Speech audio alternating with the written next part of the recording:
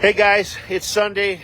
What else is there to do but to come to a car show, man? And today we got a great one. This is their first audio. It's KTC Audio's first car show. And you know what? You need to come on down here. They're right behind the Burger King off of Parker Road. You can't miss it. Just look for the giant pink truck, and we'll make it happen for you right here. So, guys, we're here talking to a gentleman. Sir, tell us your name. Sandy, it's a pleasure to meet you, man. We were talking to, we've been walking around looking at cars, and of course your car catches my eye because it's just the period correct. Just a beautiful 32, man. Tell us a little bit about your car. Well, we built this about 30 years ago, and it was just a little rough, but we brought it back to life. I put a flathead, 48 Mercury flathead in it. Perfect. With a 39 gearbox, with a Haldebrand quick change. Wow. All stuff I found at the time back 30 years ago. Wow. In barns and garages, and I built the whole thing. And I actually did have it professionally restored body-wise. And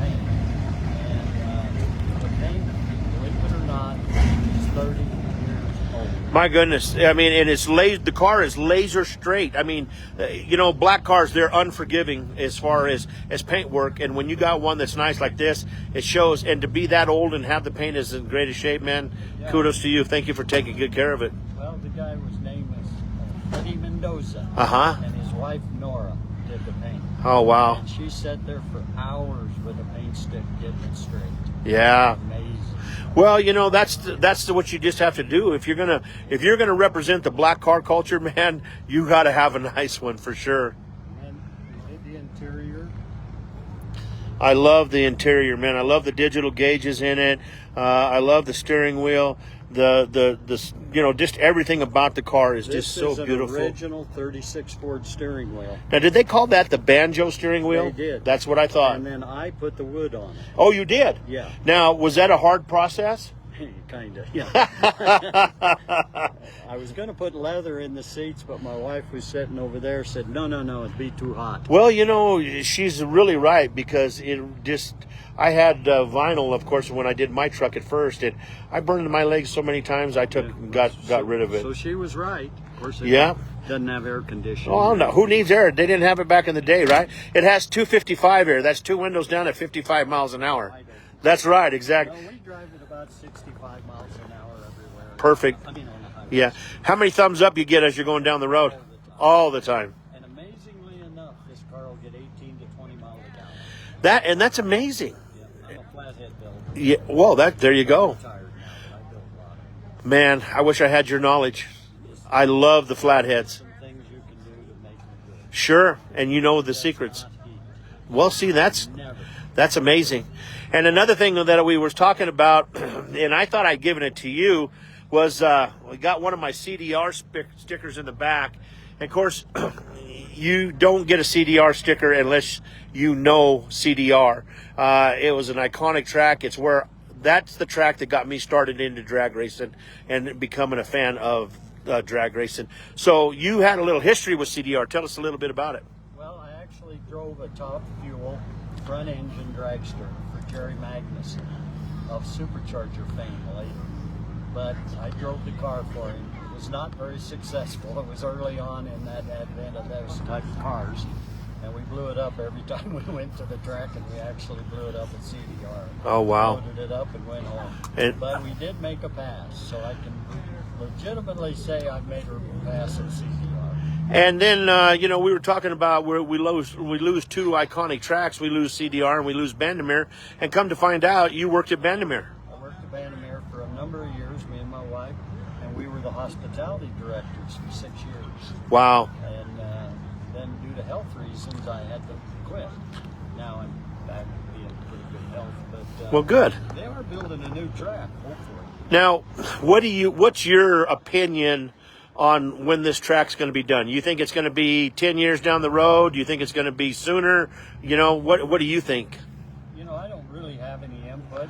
Larry, the track manager, is a real good friend of mine, and I have not talked to him about it. Right. But it's my sort of that they'd like to be going sooner than later.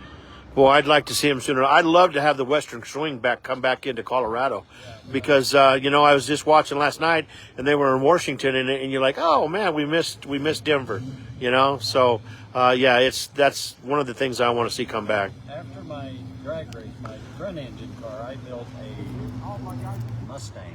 I raced for years and years. Well, And it actually was the Division 5 champion in 1987. wow, cool. So you've been around this sport, or been around hot rods all your life? All my life. Wow. What made you get into becoming a flathead V8 mechanic? My dad was one. Really? He could make them purr like a kitten. And so you just sat there hours and hours by his side and kind of absorbed all the knowledge. And then when he passed, I got all his tools. Uh-huh. And I still have them, and they're not for sale, of course. Well, of course. But a lot of them are flathead tools to work on the flathead special tools. Right. And so, you know, I just, and I built this one, was the first one. And then since then, I built a lot. Right. Now, do you have anybody that you can pass this knowledge that you have in your mind, in your head, on to about the flatheads? My son does a pretty good job. Does he? We've actually got 5 32 Fords between him and I. Oh, wow. They all except one have flatheads. How cool is that?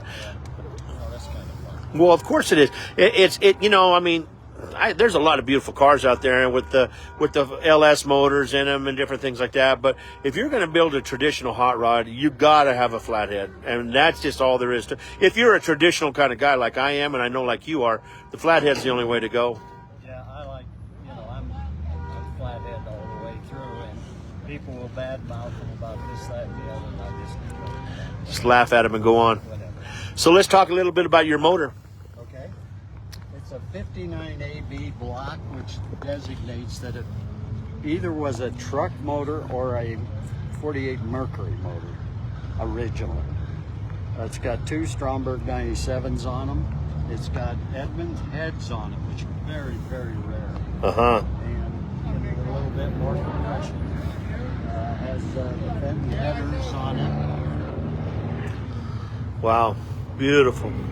Beautiful work. I love the way you got everything all polished out and cleaned up, and it just looks so beautiful, man. So beautiful, and so period correct for the automobile. So period correct. Well, the flathead goes right in a 32. Right. That was the first year for the 32. Uh-huh. So other than finding a better transmission and the motor mounts and stuff, that motor went right in. Right. I got a buddy that's watching us right now. His name's Luke King, and he is a die-hard Ford, so I know he's loving this interview right now. You know, he loves his Fords and stuff like that. I always give, because I'm a Chevy guy, but I love cars. Period. But if you got a good friend like Luke is with me, you got to kind of poke the bear every once in a while. You know what I mean? You got to just poke.